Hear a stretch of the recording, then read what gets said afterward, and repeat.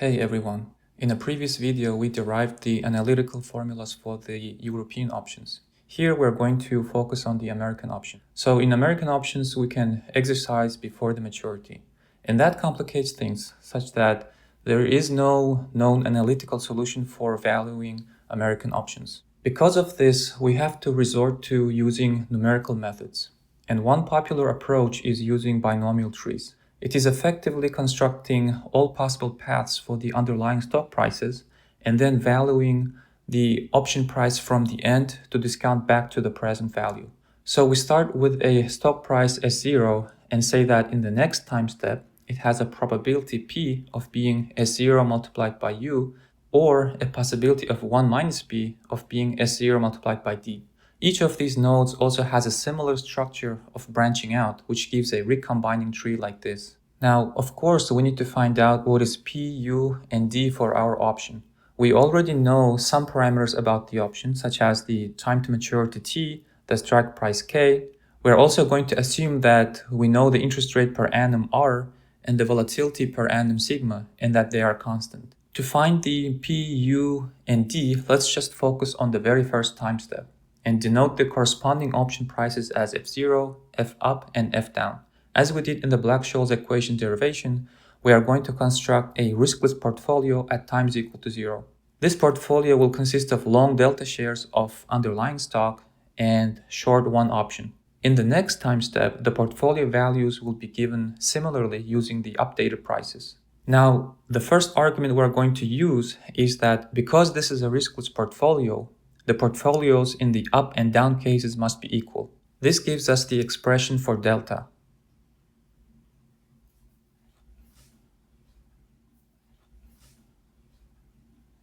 The next point is that because this is a riskless portfolio, it should grow at a risk-free rate. So the portfolio at t is equal to 0 is the discounted value from the next time step.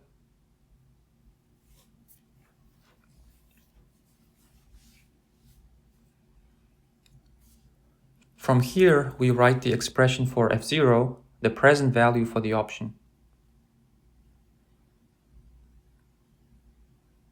We can substitute the delta from the above expression.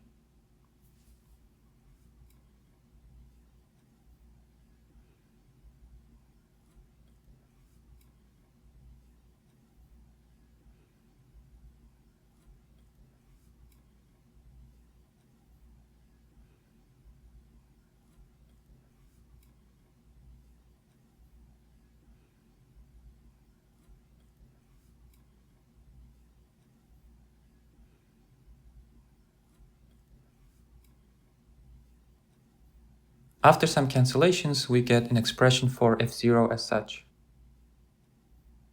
Now we can use the risk-neutral evaluation and say that the return of the option should also be at rate R. So F0 is the expected value of F at delta t discounted at rate R. Writing this out, we see that this expression is similar to the above expression. This gives us the value of P and 1 minus P in terms of U and D. But how do we get the U and D? If we think about it, the width or the spread of the tree should be proportional to the underlying stock volatility. From the Black-Scholes-Merton model, we know that the delta S over S is normal with variance of sigma squared times delta t. On the other hand, we can also calculate the variance from our tree, right? Again, we have the S0 going into S0 times U with probability P, or S0 times D with Q is equal to 1 minus P probability. Now, if we define a new variable x is equal to delta S over S, then it will go to U minus 1 with P and D minus 1 with 1 minus P probability, where U is larger than 1 and D is smaller than 1. Now we just use the usual definition of variance for x and then substitute the two possible outcomes. This is followed by some simple math manipulations, but at the end we get a simple expression and we can substitute the formulas we found for P and Q is equal to 1 minus P.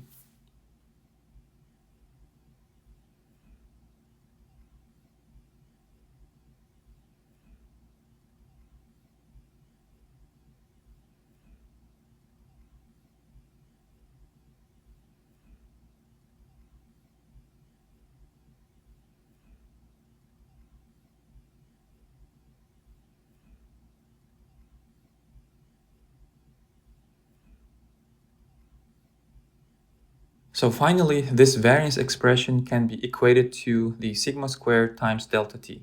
Here we have one expression and two unknowns, so we need one more piece of information. There is some level of freedom here, and one common approach is to use a symmetrically recombining tree. This is essentially choosing u times d is equal to 1 or u is equal to 1 over d. And since ud is equal to 1, along with the existence of exponential terms on this side, but not on the other side, we can guess that the solution should be of the form of u is equal to exponential h and d is equal to exponential minus h. Substituting those, we can get u plus d as this.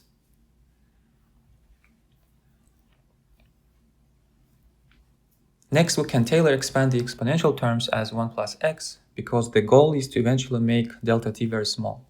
So we will keep up to h squared terms and up to delta t terms, and everything higher order is ignored.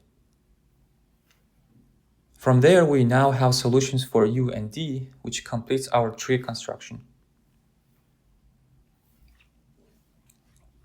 Next, we want to use this tree to find the option price at t is equal to 0. Let's just plot our tree for a few steps. Here, the top cell will show the option price, while the bottom cell shows the cell for the underlying stock. The time separation between cells is delta t, and let's say that it is equal to t over n, where t is the maturity time and n is the number of steps. Any time point can be given as t is equal to I times delta t, where I is an index between 0 and n. Also, any node can be given by two indices, I and j, where j is the index from the bottom and goes up to I. Now let's just put all the stock prices in this tree. Also note that we have a symmetric tree, so we can exactly get back to the original stock price. In general though, the stock price for node ij can be given as this formula. Now the way we're going to use this tree is that we will go backwards. The reason for this is that we know the option prices at the maturity, and it is given by the usual formula. Now we can take one step back. Here there are two possibilities. Possibility A is that this node is not optimal for early exercise. So this is a no exercise node or continuation value. The value in this case is the discounted expected value using those two next nodes. Possibility B is that this node was optimal for early exercise. So this is an exercise node. In that case, the formula is similar to that of the terminal nodes, but using the current stock prices. The net true value of the option is the maximum of A and B possibilities, and it can be simply given by this expression.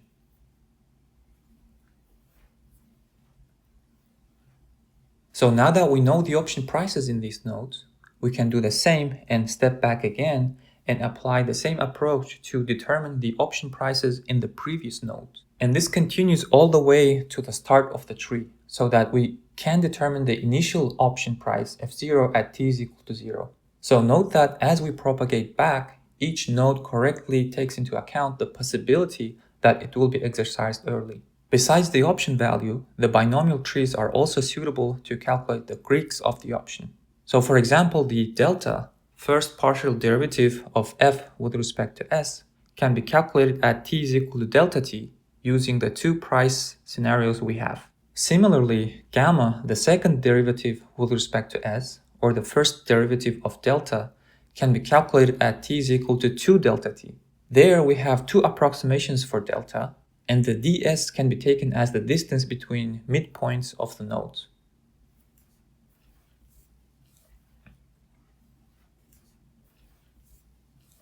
Finally, theta, the partial derivative with respect to time, can be again calculated at t is equal to 2 delta t, because the center node has the same price as the initial one. So that provides a nice way to take the derivative with respect to time while keeping s constant. Overall, these approaches do not give the derivative at exactly t is equal to 0, but the error will be smaller and smaller as we increase the n or decrease the delta t.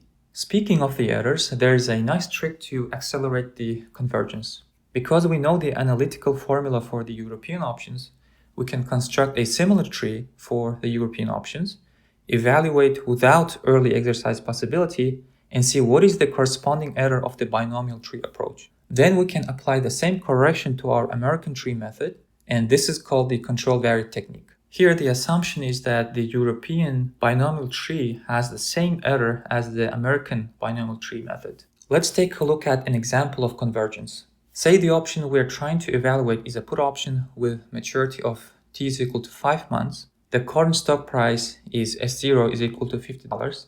The strike price is K is equal to $50 as well.